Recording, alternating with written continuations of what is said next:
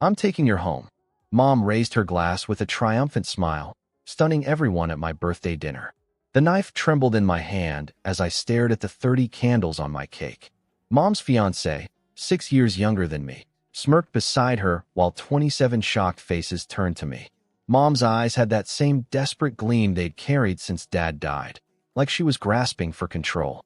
Isn't that wonderful news? Mom continued, oblivious to the shocked silence. It makes perfect sense. The apartment is too big for just Alex, and since I helped with the down payment. Isn't that wonderful news? Mom continued, oblivious to the shocked silence. It makes so much sense.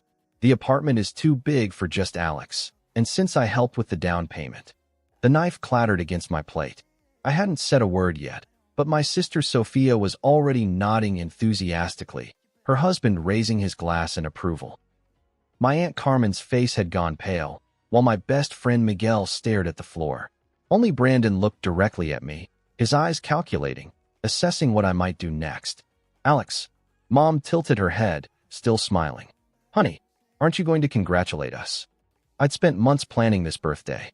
30 was supposed to be significant, the milestone where I finally felt like a real adult. I'd rented out the private room at Havana's, my favorite restaurant in Miami. I'd invited friends I hadn't seen in years. I'd even gotten my hair cut and bought new clothes for the occasion. You can't be serious. I finally managed, my voice barely audible over the restaurant's background music. Of course I'm serious. Mom laughed, misunderstanding. I know it seems sudden, but when you know, you know. I'm not talking about the engagement, I said, standing up slowly. I'm talking about you moving into my apartment. Brandon stepped forward, his voice smooth as a salesman's pitch. Gloria and I discussed it thoroughly. It's the perfect solution. You have that extra bedroom you never use, and frankly, he lowered his voice conspiratorially. Think of it as an investment in family harmony. Your mother needs stability right now. Stop. I held up my hand. This is my birthday party. We're not doing this here. But Mom was already turning to the other guests. We're thinking of repainting the living room. That dark blue Alex chose is so depressing. Sophia nodded eagerly. I've been telling him that for years. Brandon has amazing taste. Did you see the way he renovated his parents' beach house? His parents' beach house, I repeated flatly. The house his parents own and let him redecorate. Not quite the same as moving into someone else's home uninvited. It's hardly uninvited, Mom said, her smile tightening. I'm your mother, and I'm 30 years old today. Or did you forget that part while planning your announcement? A few uncomfortable chuckles rippled through the room. Aunt Carmen stood up abruptly, muttering something about getting fresh air. Miguel caught my eye and raised his eyebrows in silent question. I gave a slight nod, and he discreetly began moving toward the exit. We'd need to talk after this disaster of a party. Let's not make a scene, Mom said, lowering her voice. We can discuss details later. Tonight is about celebrating. Yes, it was supposed to be. I looked around at my guests, some friends, mostly family. Sorry, everyone. I think we're going to cut the evening short. Don't be ridiculous, Mom snapped, dropping her celebratory tone. You're embarrassing yourself. I laughed, a sharp, humorless sound that surprised even me. I'm embarrassing myself? You just hijacked my birthday party to announce you're moving into my home with your boy toy, and I'm the one being embarrassing? Brandon's face darkened. Watch it, man. That's disrespectful. Disrespectful. I stepped closer to him, close enough to see the expensive cologne on his collar, the same brand my father used to wear. You want to talk about respect while planning to take over my home without even asking me first? Sophia jumped up from her seat. Alex, stop being so dramatic. Mom helped you buy that apartment. She's just asking for a little support now that she's found happiness again. 3 years, I said, turning to her. Dad's been gone 3 years, and she's marrying someone who couldn't even legally drink when he died. That's enough. Mom slammed her glass down, champagne sloshing onto the white tablecloth. I didn't raise you to be this selfish.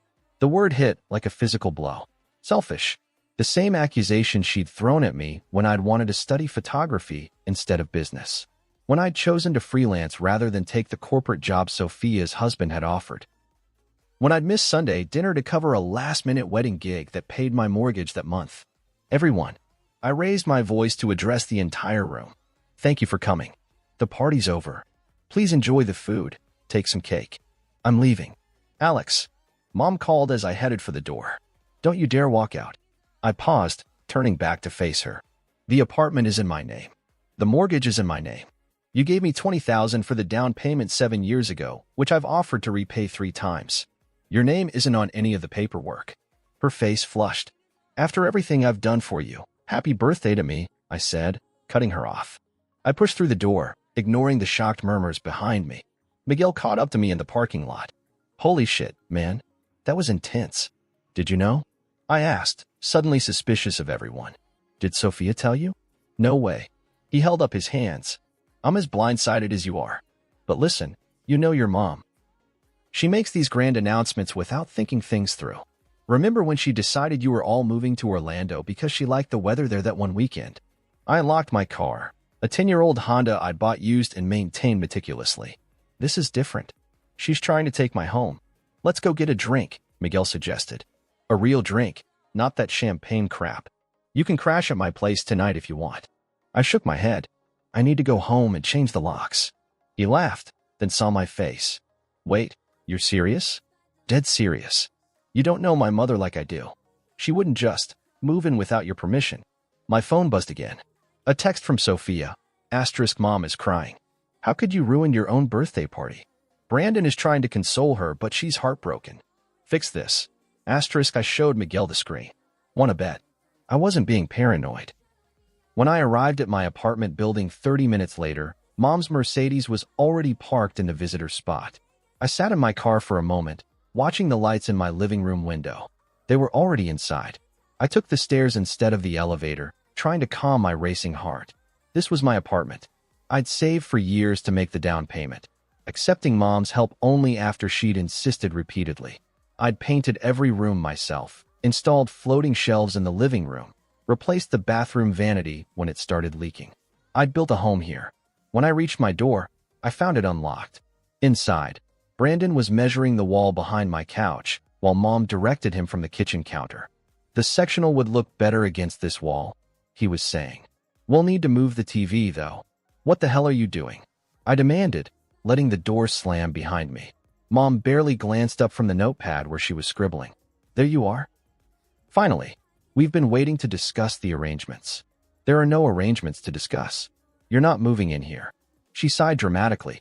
Alex, don't start this again. We've made our decision. Your decision. Not mine. And this is my apartment. Brandon stepped forward, measuring tape retracted in his hand like a weapon. Look, Gloria told me how this works. She helped you buy this place, so technically nothing. I cut him off. Legally, this apartment is mine. My name is on the deed, the mortgage, and the utilities. Not hers. Mom finally looked up, her expression hardening. After everything I've sacrificed for you, this is how you repay me? I'm asking for one small thing. You're not asking. You're telling. There's a difference. Don't interrupt me, she snapped. I raised you single-handedly after your father died. Dad died when I was 27. I'd already been living on my own for years. She waved a dismissive hand. Details. The point is, family helps family. Brandon and I need a place to live while we save for our own home. And what about my life? Where am I supposed to go in this scenario? Brandon stepped forward again, all condescending smile and fake reasonableness. We thought you could take the second bedroom. It's still a great deal, rent-free living. I stared at him, then at Mom. You want me to move into the guest room? In my own apartment? Just until we find our own place, Mom said, as if she were being incredibly generous. A year. Maybe 2 at most. The absurdity of it all finally hit me, and I started laughing. Deep, genuine laughter that made my shoulders shake. Mom and Brandon exchanged confused glances. I don't see what's so funny, Mom said stiffly. I caught my breath. What's funny is that you actually thought this would work. That I'd just say, sure, take my master bedroom, my closet, my private bathroom. I'll squeeze into the room where I keep my photography equipment and sleep on the pull-out couch. Don't be dramatic. We'd help you move your things. I walked to the front door and held it open. Get out. Mom's eyes widened. Excuse me. You heard me. Get out of my apartment. Now. Brandon puffed up his chest. You can't talk to your mother that way. And you can't redecorate an apartment that isn't yours. Out. Both of you. Mom crossed her arms. I'm not going anywhere until we resolve this. I've already told the landlord I'm not renewing my lease. That explained the urgency. Her condo rental was up at the end of the month. This wasn't a sudden decision. She'd been planning this, probably for weeks. That sounds like a personal problem, I said coolly. Maybe Sophia has room for you. Your sister lives in a 2-bedroom with 3 kids. Then I guess you should start apartment hunting tomorrow. Mom's face crumpled into an expression I recognized from childhood. The look that usually preceded tears designed to make me feel guilty. How can you be so cruel? After everything I've done for you. What exactly have you done for me lately, Mom? Besides try to take over my home and ruin my birthday. I gave you money for this apartment, and I've offered to pay you back multiple times. You refused. Because that's what mothers do. They help their children. I kept my hand firmly on the door. Mothers also respect their adult children's boundaries. Now please leave before this gets any worse. Brandon put his arm around Mom's shoulders. Come on, Gloria. We don't need to beg. If he wants to turn his back on family, that's his choice. The manipulation was so transparent it was almost comical. Almost. This isn't over, Mom said as she gathered her purse. You'll regret this, Alex. After they left, I locked the door and leaned against it, exhausted. My phone buzzed with another text from Sophia. Mom just called me crying. I can't believe you kicked her out. Dad would be so disappointed in you. I turned off my phone. The next morning, I called the locksmith. While I waited for them to arrive, I searched my apartment thoroughly, half expecting to find a spare key missing. Instead, I found something more disturbing, a folder of documents on my kitchen counter that hadn't been there the night before. Inside were printouts of apartment listings, all significantly smaller and cheaper than my current place, along with a handwritten note in Mom's elegant script. These would be perfect for you. 2 bedrooms is too much space for a single person anyway. Brandon and I will help you move next weekend. I've already scheduled movers. Love, Mom. She still didn't get it. Or more likely, she was choosing not to get it. This had been her approach my entire life. Decide what was happening, inform me of my role in her plan, and steamroll any objections. It had worked when I was younger, when her approval meant everything to me. But I wasn't a child anymore. The locksmith arrived and quickly changed the locks. As he worked, my phone rang. Aunt Carmen. Alex, are you okay? That was quite a scene last night. I'm fine, I said, watching the locksmith install the new deadbolt. Just dealing with the fallout. Your mother called me this morning, ranting about how ungrateful you are. I tried to talk some sense into her, but you know how she gets when she has an idea in her head. I laughed humorlessly. Yeah, I know. She mentioned something about moving into your apartment? Surely that's not right. I explained the situation, including the folder of apartment listings I'd found. Carmen sighed heavily. That sounds like Gloria. She's always had a unique interpretation of boundaries. Ever since your father died, it's gotten worse. She thinks the world owes her something. And apparently I'm the one who needs to pay the debt, I said bitterly. Have you looked at those apartment listings? Are any of them actually suitable for you? I flipped through the printouts again. They're all studios or 1-bedrooms in bad neighborhoods, at least 20 minutes from my studio space. She knows my work depends on location. Of course she does, Carmen said quietly. That's probably the point. What do you mean? She's never approved of your career choice. This might be her way of forcing you to reconsider. I hadn't thought of that angle, but it made sense. Mom had always seen my photography business as a hobby, not a real job. Moving me away from my client base would make it harder to sustain. What should I do? I asked, suddenly feeling very tired. She's going to keep pushing. Stand your ground, Carmen said firmly. Gloria respects strength, even when she pretends otherwise. If you give in now, she'll run your life forever. After we hung up, I sat at my kitchen counter staring at the folder. Inside was something I hadn't noticed before, a small key with a familiar pink keychain. Mom's spare key to my apartment, returned now that it was useless. But underneath it was a slip of paper, a receipt for a locksmith service, dated for next week. She'd already scheduled her own locksmith to change the locks again, after I would supposedly be moved out. The sheer audacity took my breath away. This wasn't just an impulsive announcement at my birthday party. This was a calculated plan to take over my home, with or without my consent. I took a photo of the receipt and texted it to Miguel. Still think I'm being paranoid? His response came immediately. Holy shit. What are you going to do? That was the question, wasn't it? What was I going to do about a mother who had no respect for my boundaries, my home, or my life choices? By mid-afternoon, my phone was flooded with messages from family members. Sophia had apparently launched a campaign to pressure me into compliance. Mom has nowhere to go. Why are you being so selfish? Brandon said he'd help pay the utilities. You're getting a better deal than you have now. They're in love, Alex. Don't you want Mom to be happy? I ignored them all, focusing instead on a call with my most important client about an upcoming photo shoot. Photography had saved me in more ways than one over the years. When Dad died suddenly of a heart attack, Mom had fallen apart. I'd stepped in to help with arrangements, bills, emotional support, while still maintaining my own business. For 3 years, I'd been there for her, listening to her grief, helping her adjust to life alone. And now she was engaged to a guy who looked like he walked off a reality TV show, planning to take over my apartment and calling me selfish for objecting. The doorbell rang just as I was ending my client call. Through the peephole, I saw Sophia standing in the hallway, arms crossed, looking impatient. I opened the door but blocked the entrance. What do you want? We need to talk, she said, trying to peer around me into the apartment. Did you really change the locks? Mom is devastated. Mom is manipulative, I corrected. And yes, I changed the locks because she was planning to move in whether I agreed or not.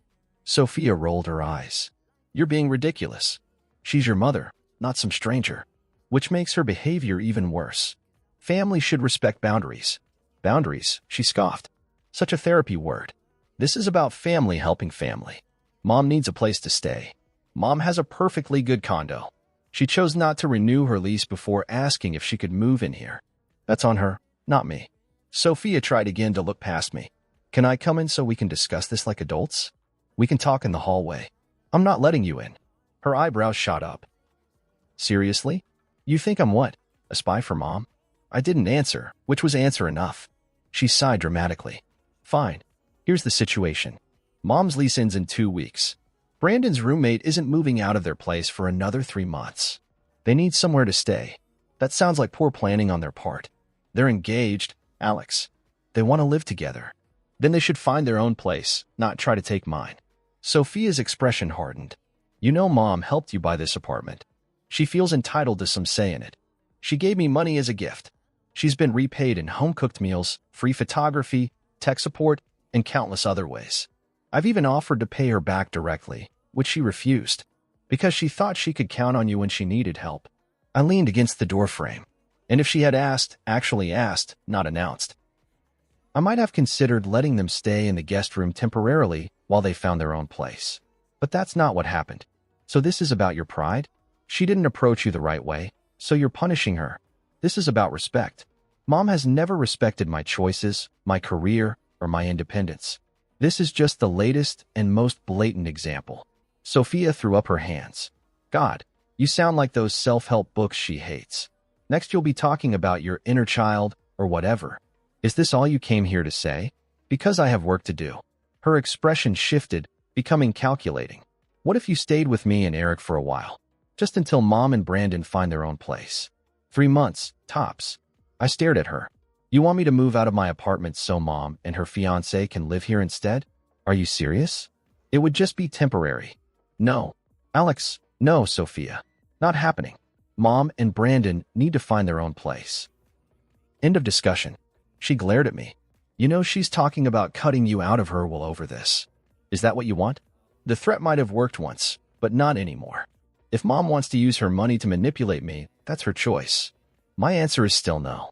Sophia's phone buzzed. She checked it, then looked back at me with renewed determination.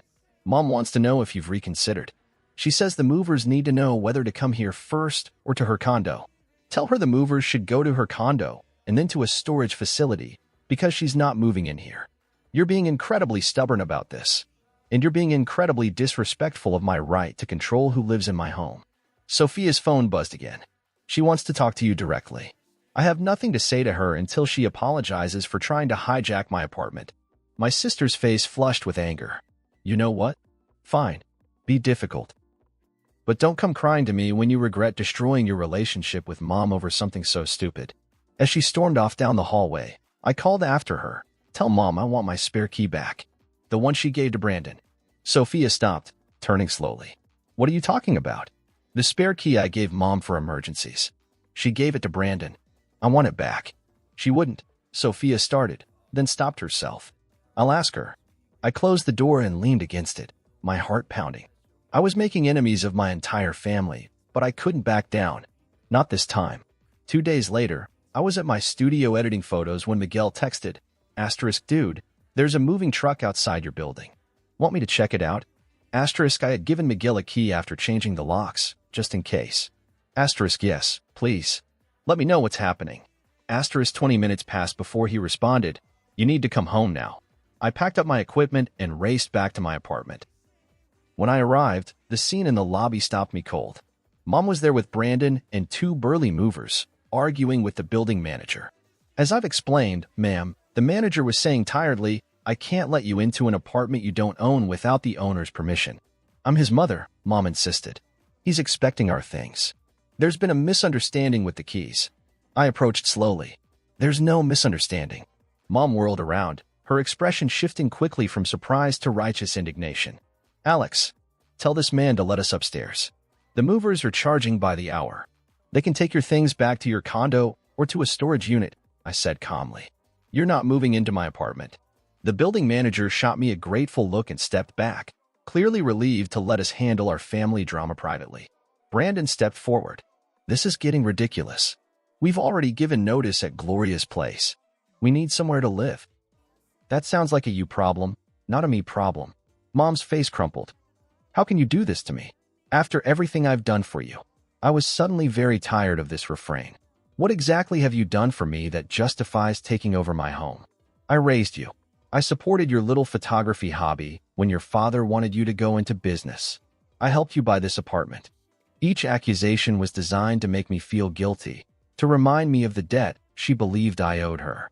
But the ledger she kept in her head was always unbalanced, with me perpetually owing more than I could repay. "Mom, I love you, but this isn't happening. You need to find your own place to live." Brandon put his arm around her shoulders. "Let's go, Gloria. We don't need to beg. I told you he wouldn't understand." "Understand what?" I challenged him. "The part where you tried to take over my home? Or the part where you got engaged to my mother after knowing her for what, 6 months?" His eyes narrowed. "You don't know anything about our relationship. I know enough to see that you're comfortable letting my mother fight your battles. Real stand-up guy." Mom pushed Brandon's arm away and stepped toward me. "Why are you being so cruel? Is this about the money? Fine, we'll pay rent. This isn't about money. It's about respect. You didn't ask if you could move in. You announced it at my birthday party. You made plans to change my locks. You tried to bully me out of my own bedroom. I thought you would be happy for me," she said, tears welling in her eyes. "Happy that I found love again. I am happy that you found someone. But that doesn't mean I'm willing to give up my home." One of the movers cleared his throat. Ma'am, we need to know what we're doing with these boxes." Mom looked at me, a final plea in her eyes. "Alex, please, just for a little while." I shook my head. "No, Mom. You need to find your own place." Her expression hardened. "Fine. I see how it is. After everything I've sacrificed for you, this is how you repay me." "The guilt trips won't work anymore," I said quietly. "You need to respect my boundaries." Brandon led her toward the door, shooting me a venomous look over his shoulder. The movers followed, looking relieved to be escaping the family drama. As they left, Miguel emerged from the stairwell. "Holy shit, man. That was intense." "Yeah," I agreed, suddenly exhausted. "But necessary. Do you think they'll try again?" I shook my head. "Not directly. But the family campaign to make me feel guilty has probably just begun." Sure enough, by that evening my phone buzzed with a chorus of disapproval. "Aunt Linda's disappointed in your lack of family loyalty. Uncle Pete's family comes first," all echoing Sophia's script. Cousins I barely spoke to twice a year suddenly had passionate opinions about my living arrangements. Only Aunt Carmen sent a different message. "Proud of you for standing your ground. Your mother will respect you more for it in the long run, even if she's furious now." I wasn't so sure. Mom had never responded well to having her plans thwarted. A week later, I was meeting with clients at my studio when my phone lit up with a call from the building manager. "Mr. Rodriguez, I'm sorry to bother you, but there's a situation at your apartment." My stomach dropped. "What kind of situation?" "Well, your mother is here with a locksmith. She's claiming you asked her to let them in because you're locked out." I closed my eyes, taking a deep breath. "That's not true. I'm not locked out, and I didn't authorize anyone to change my locks." "That's what I thought." I've told them they can't proceed without written authorization from you, but she's causing quite a scene in the lobby. I'll be there in 20 minutes. Don't let them up to my apartment. I apologized to my clients and rescheduled our meeting, then drove home as quickly as I could. When I arrived, Mom was indeed making a scene, Brandon standing beside her looking embarrassed while a confused locksmith waited with his tools. "There you are," Mom exclaimed when she saw me. "Tell this man to let us upstairs. We've been waiting for an hour." I turned to the locksmith. "I didn't call for your services. You've been misled." The man looked between Mom and me, clearly uncomfortable. "Ma'am, you said your son was locked out and had asked you to meet me here." "There's been a misunderstanding," Mom said smoothly. "My son has been very stressed lately. He must have forgotten our arrangement." "There is no arrangement," I said firmly. "I didn't authorize any lock changes." The locksmith began packing up his tools. "I don't want any part of this. You folks need to sort out your family business." After he left, I faced my mother. "What were you thinking? This is breaking and entering." "Don't be so dramatic," she scoffed. "I'm your mother. I was trying to help." "By changing my locks without permission? How exactly is that helping?" Brandon stepped forward. "Look, we need to resolve this situation. Gloria's condo is already rented to new tenants. We need somewhere to stay. And I already told you that place isn't my apartment. Have you even looked for your own place?" Mom's hesitation told me everything. They hadn't bothered looking, so confident were they in their ability to steamroll me. "The rental market is very tight right now," she said defensively. "That's not my problem." Brandon's face hardened. "You know, Gloria told me you could be difficult, but I had no idea you were this selfish." Something in me snapped. "Selfish? You're trying to take over my home, and I'm selfish for saying no? That's rich." "Alex," Mom began, using her warning tone from my childhood, "you're making a scene." "No, you made a scene when you tried to get a locksmith to break into my apartment. You made a scene when you announced at my birthday party that you were taking over my home. You've been making scenes my entire life to get your way, and I'm done with it." Her eyes widened. "How dare you speak to me that way? How dare you try to manipulate and bully your adult son? How dare you disrespect my home and my boundaries? How dare you call me selfish for not giving you whatever you want, whenever you want it?" Brandon stepped between us. "You need to calm down and show your mother some respect." I laughed. "Respect goes both ways, buddy, and neither of you has shown me any." The building manager approached cautiously. "I'm going to have to ask you all to take this discussion elsewhere. You're disturbing the other residents." Mom gathered her purse, chin high with wounded dignity. "We're leaving. Alex clearly doesn't care that we'll be homeless because of his selfishness." "You won't be homeless," I said tiredly. "You'll just have to spend some of that money you were planning to use on your honeymoon to rent your own place. Welcome to adult life." She gasped as if I'd slapped her. "I've never been so disappointed in you." As they left, I caught Brandon glancing back at me, something calculating in his expression. This wasn't over. 3 days later, I unlocked my apartment door to find Sophia sitting on my couch, scrolling through her phone. "How did you get in here?" I demanded, dropping my camera bag in shock. She held up a key. "Mom gave me the spare before you changed the locks." I made a copy. I snatched it from her hand. "That's illegal entry. Get out. Don't be dramatic. I'm here to talk sense into you." She gestured to the couch beside her. "Sit down." "No. I want you to leave. Now." Sophia sighed dramatically. "This is exactly why Mom asked me to handle this. You're being completely unreasonable. Breaking into my apartment is reasonable? In what universe?" "I didn't break in. I used a key. A key you weren't supposed to have, to enter without permission. That's breaking and entering." She rolled her eyes. "Are you going to call the police on your own sister?" "Just hear me out." I remained standing, arms crossed. "You have 2 minutes. Mom and Brandon are staying in a hotel. It's costing them a fortune. They could find an apartment. They've been looking, but they need first and last month's rent, security deposits. It's a lot of money.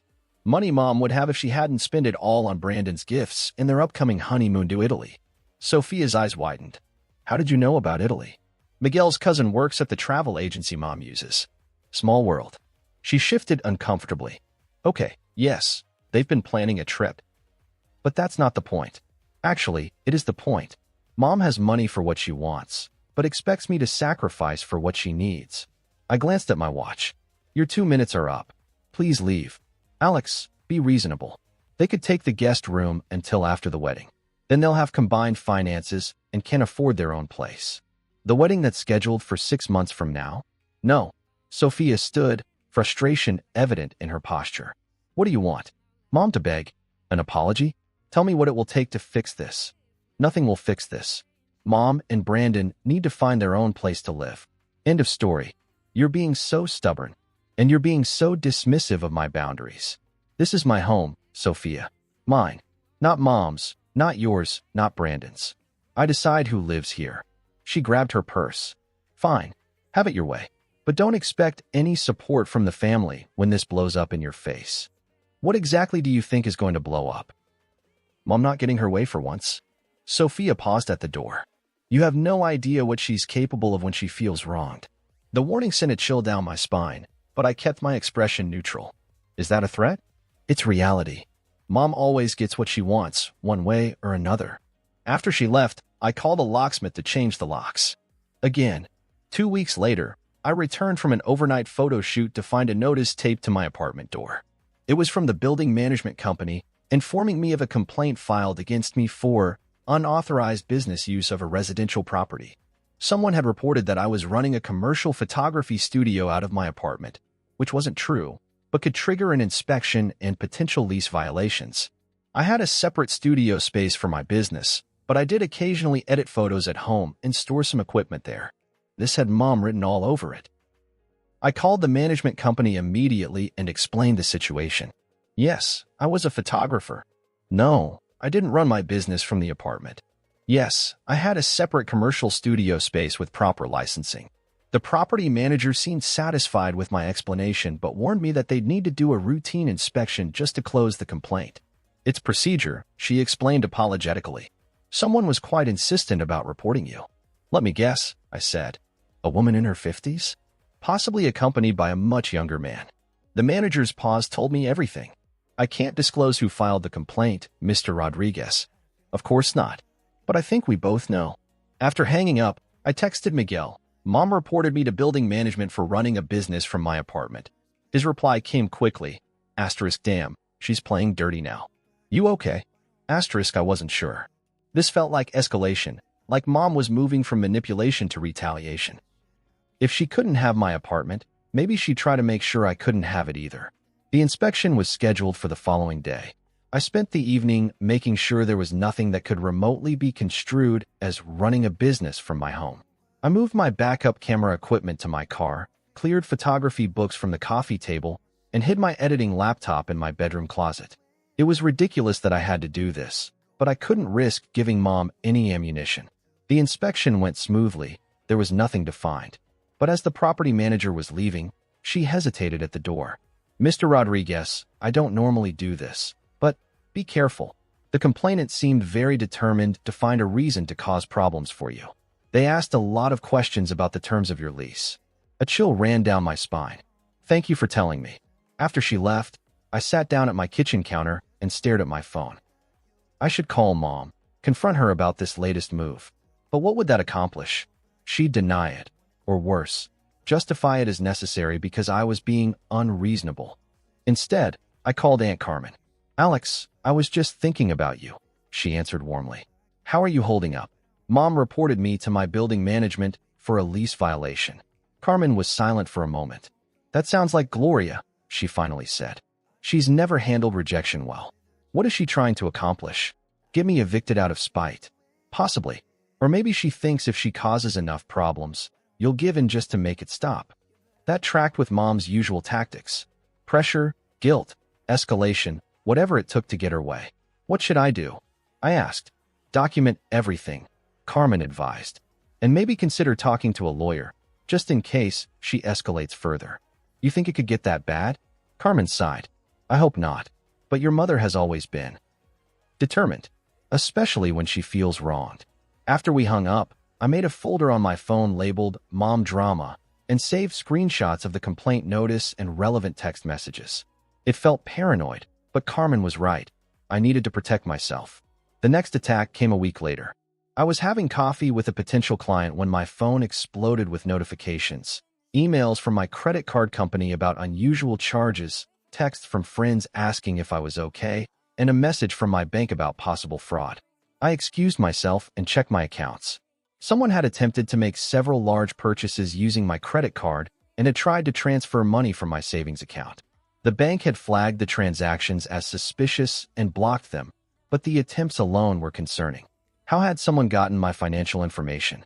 I changed my passwords immediately and called the bank, putting a freeze on my accounts. As I was dealing with this, another text came through. This one from Sophia. Mom just called me crying. She said you froze the joint account and she can't access her money. What the hell, Alex? Joint account. I didn't have any joint accounts with Mom. The only account I'd frozen was my personal savings. I called Sophia immediately. What are you talking about? I don't have a joint account with Mom. She says you do. Something about an emergency fund you set up together years ago. My blood ran cold. There had been an account, back when Dad first died. Mom was overwhelmed by grief and financial details. I'd set up an account where I could deposit money to help her with bills if needed. But we'd closed that account 2 years ago when she got back on her feet. Or so I thought. That account was closed years ago, I told Sophia. And I never touched it today. I've been dealing with someone trying to hack my personal accounts. Sophia was quiet for a moment. That's weird timing. Is it? Or is it exactly what you'd expect from someone desperate and vindictive? Are you saying Mom tried to hack your accounts? Or Brandon did? Either way, it's not a coincidence. Sophia's voice hardened. You're being paranoid. Mom wouldn't do that. The same Mom who tried to force her way into my apartment? Who filed a false complaint with my building? That Mom. You have no proof she did any of that. And you have no proof I froze any joint account, because it doesn't exist. After we hung up, I called the bank again to ask about any accounts linked to my name. The representative confirmed what I already knew. There were no joint accounts with my mother's name. But there had been an attempt to add an authorized user to my credit card that morning, which the system had flagged as suspicious. The pieces were falling into place. Mom or Brandon had tried to gain access to my finances, and when that failed, Mom had invented a story about a joint account to make me look like the villain to the rest of the family. It was manipulative, potentially illegal, and completely in character. I called Aunt Carmen again, updating her on the situation. You need to talk to a lawyer, she said firmly. This has gone beyond family drama. She's trying to access your finances without permission. You really think Mom would steal from me? Carmen sighed. I think she believes she's entitled to your money because she's your mother, which is exactly why you need legal protection. I made an appointment with a lawyer for the following day. This wasn't just about the apartment anymore. It was about establishing boundaries that even Mom couldn't cross.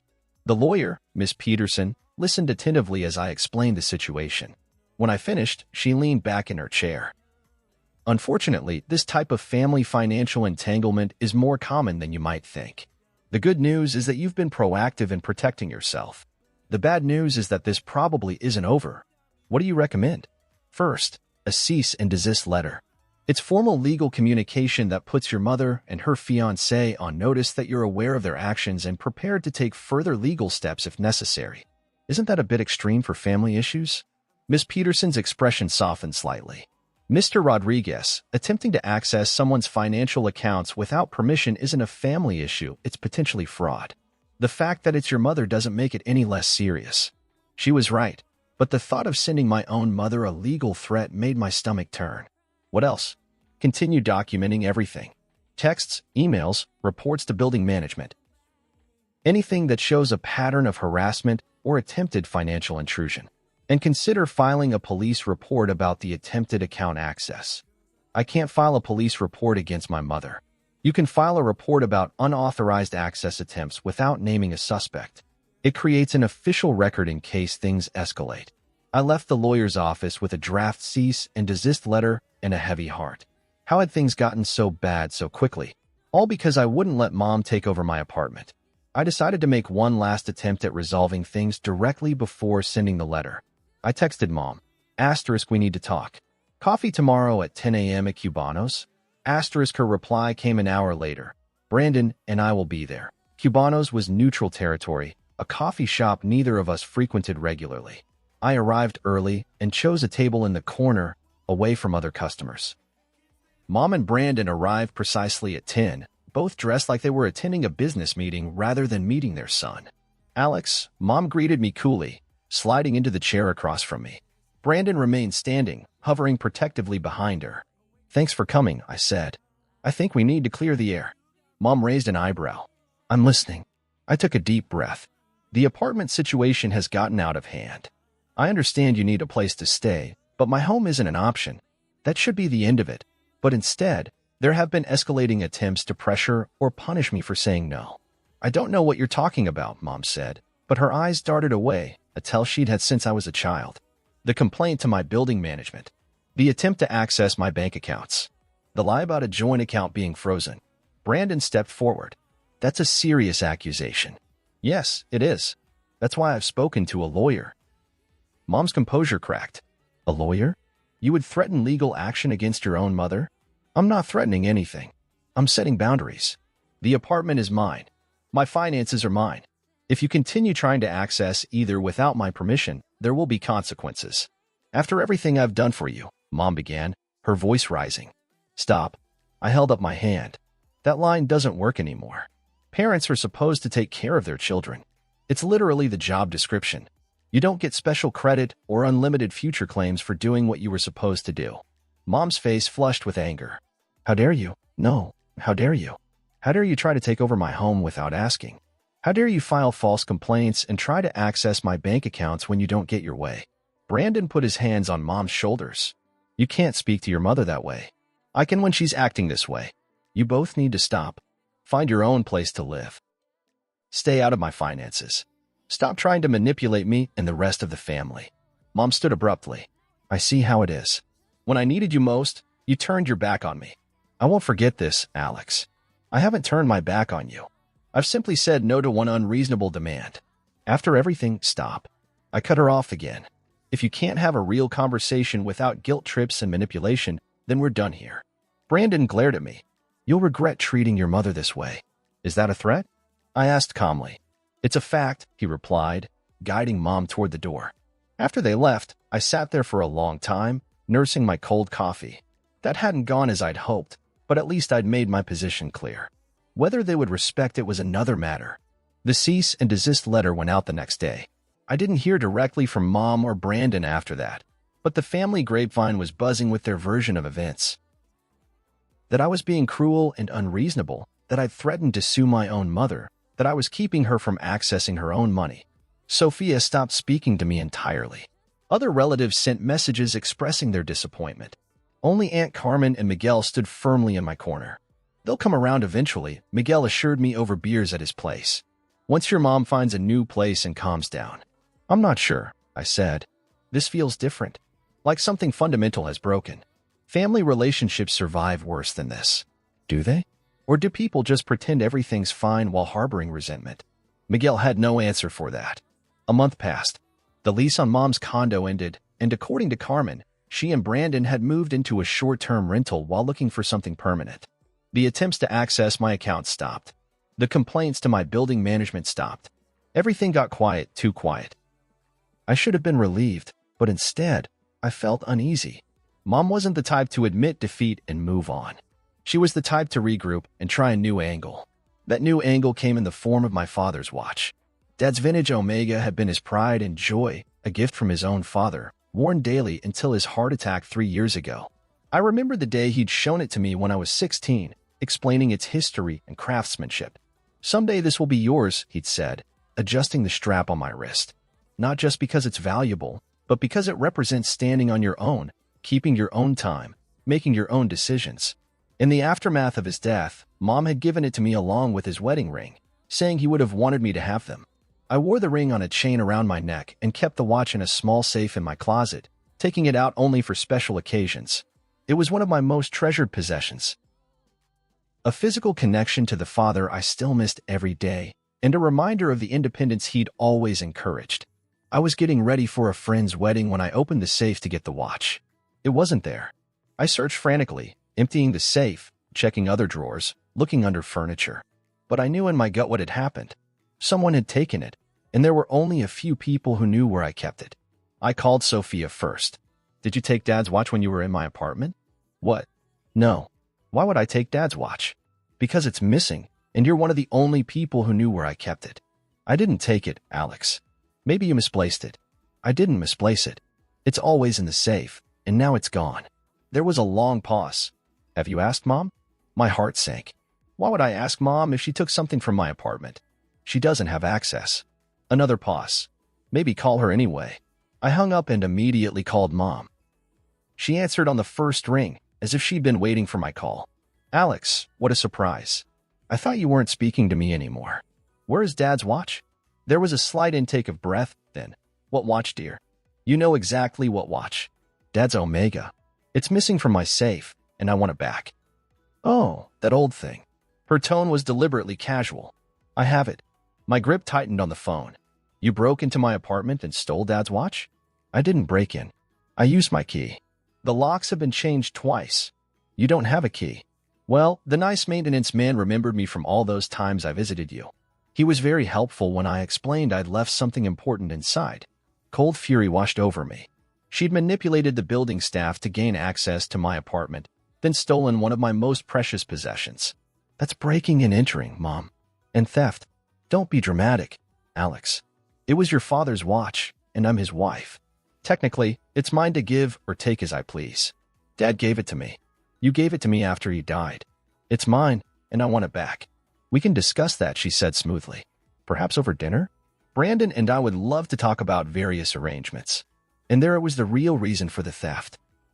Leverage. She'd taken something irreplaceable to force me back to the negotiating table. You're using Dad's watch to blackmail me into letting you move in. Blackmail is such an ugly word. I prefer to think of it as creating motivation for a family discussion. I closed my eyes, taking a deep breath. Where and when? Our place, tomorrow at 7. I'll text you the address. And Alex? Come alone. This is family business.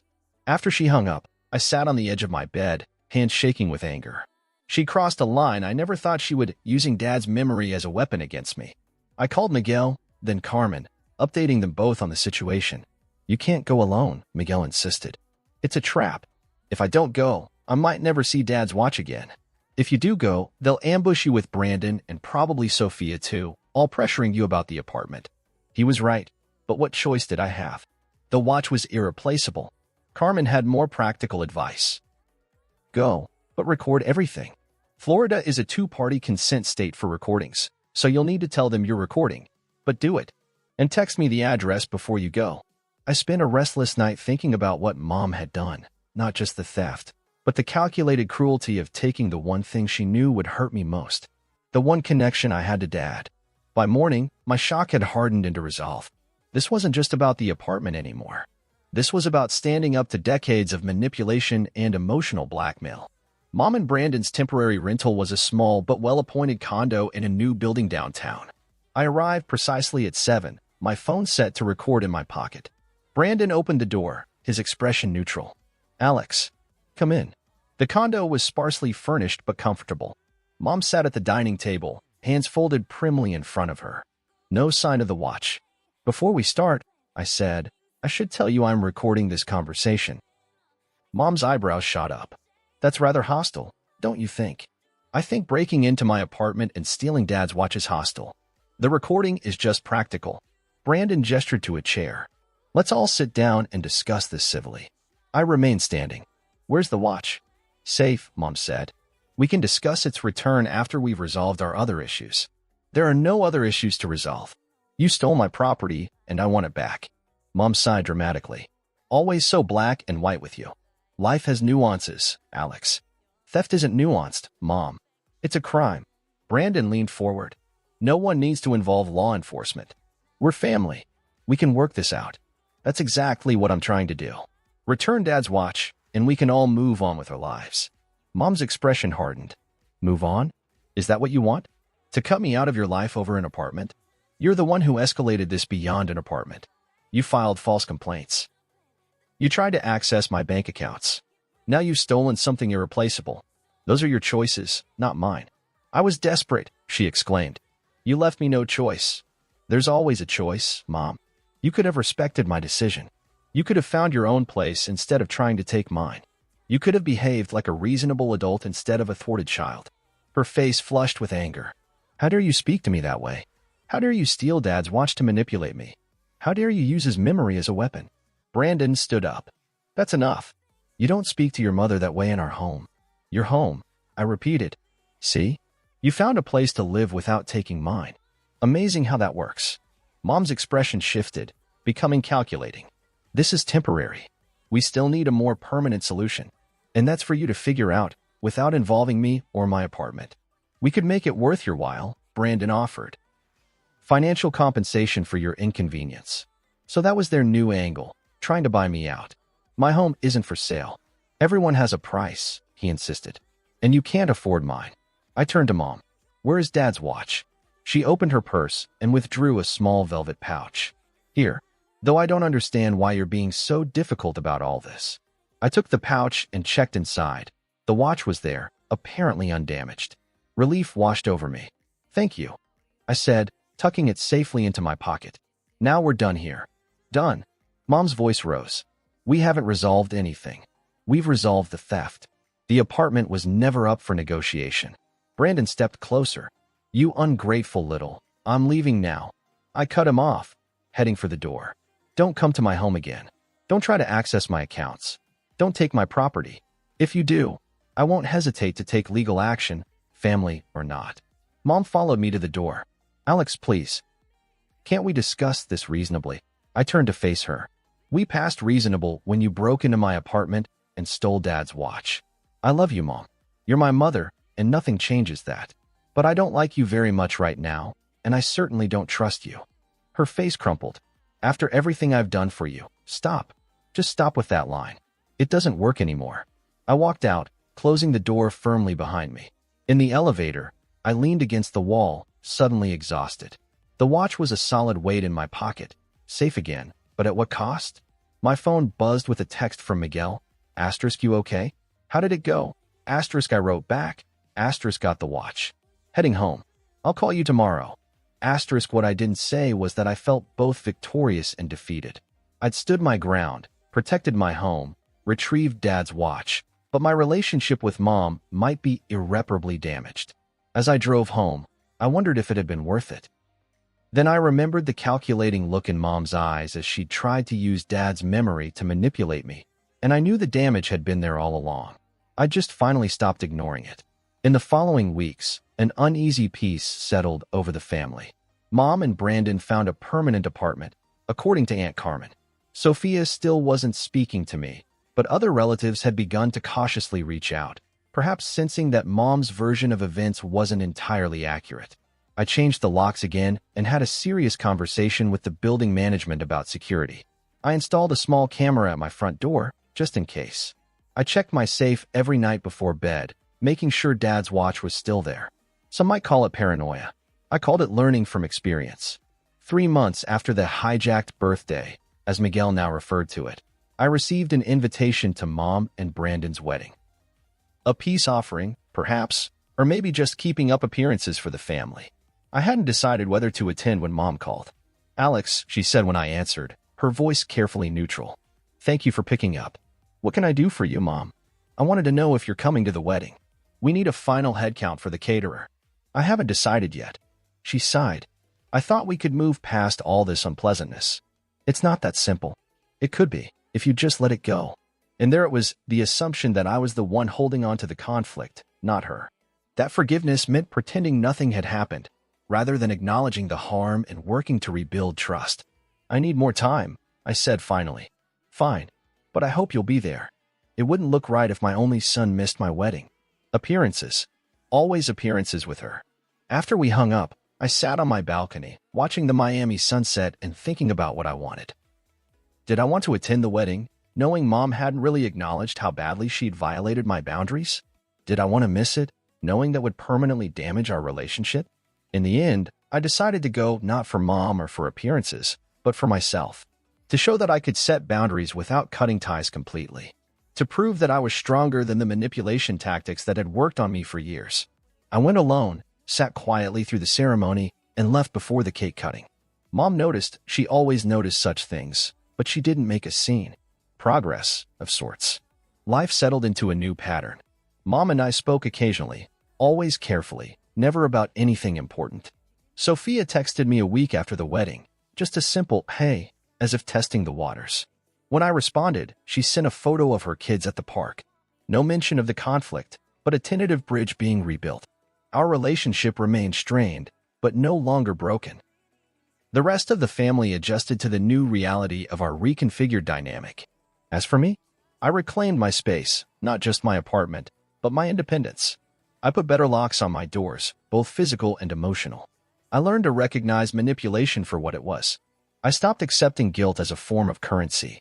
On quiet evenings, I sometimes take out Dad's watch, feeling its solid weight in my palm, not just as a connection to him, but as a reminder of the day I finally stood my ground. I traded family harmony for freedom. Some might call it selfish. I call it mine. Was I right to deny my mother's request, even at the cost of our relationship? Should I have given in for the sake of family peace? What would you have done in my place?